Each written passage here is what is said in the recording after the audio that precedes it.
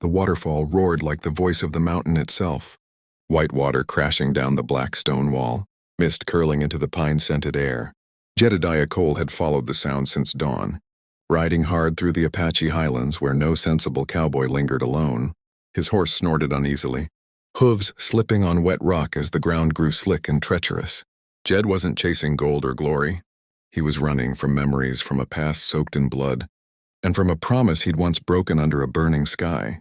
He dismounted near the falls, tying the reins loosely to a cedar root.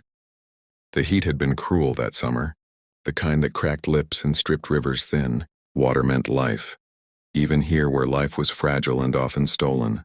Jed cupped his hands, leaning forward, then froze. A whisper cut through the thunder of water. "Cowboy, don't look!" The voice was low, urgent. Trembling, not fear exactly, but something sharper. Survival. "My dress is gone." Jed turned his head away instantly, staring hard at the moss-covered ground. His hand lifted in surrender, palm open, as if the mountain itself were watching. "I ain't looking, ma'am," he said, voice rough but steady. "Didn't come here to shame anyone." Behind the curtain of falling water, a shadow shifted. He could sense her presence without seeing her. The stillness, the breath held tight, the silence of someone who had learned to vanish when danger passed too close. "You are on Apache land," she said. "Men who come here usually don't leave."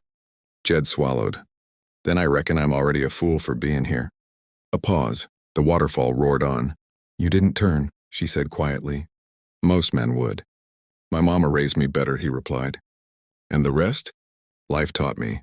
Slowly, carefully, she stepped closer, but stayed hidden behind the veil of water. He felt the air change, like the moment before lightning split the sky. "I was bathing," she said. "Someone took my clothes." "They are near." Jed's jaw tightened. Raiders, deserters, men who wore no flag and respected. None. He reached for his rifle, then stopped. "If I draw iron, they'll hear it." "They already hunt," she said. "They follow my people like wolves." Jed closed his eyes for half a breath, thinking fast. "There's a blanket on my saddle," he said. "I'll toss it toward the water. You take it when I step back." Silence again, then the faintest sound of agreement.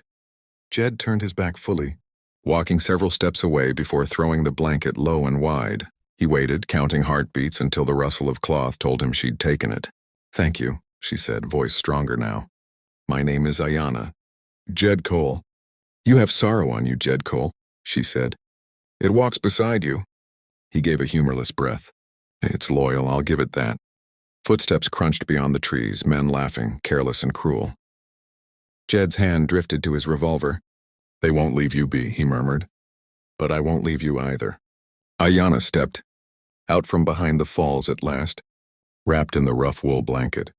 Dark hair braided and wet, eyes sharp as flint. She met his gaze without flinching. "Then stand," she said, "and stand true."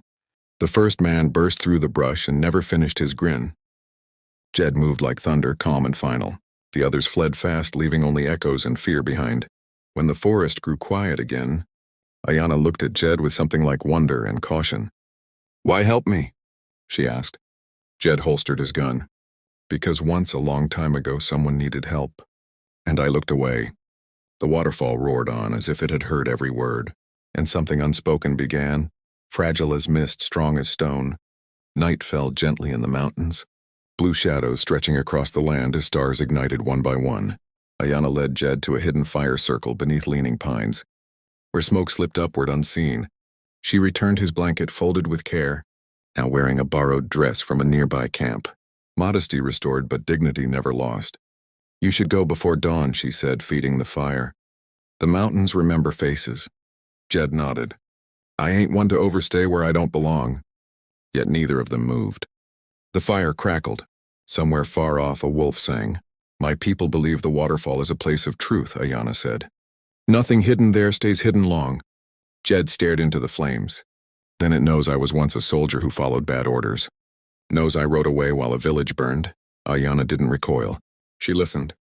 When he finished, she spoke softly. "We are not the worst thing we have survived." The words struck deeper than any bullet ever had. At dawn they parted without promises, only respect, only memory.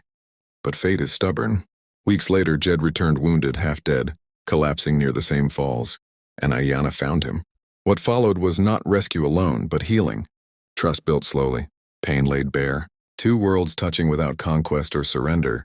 By the time winter came, Jed no longer ran, and Ayana no longer hid.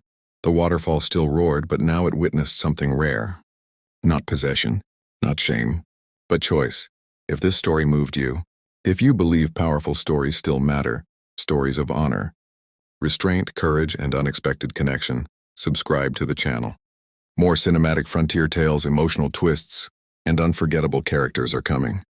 Unsubscribe now so you don't miss the next chapter in Stories Where Silence Speaks, Louder Than Desire, and Choice Means Everything.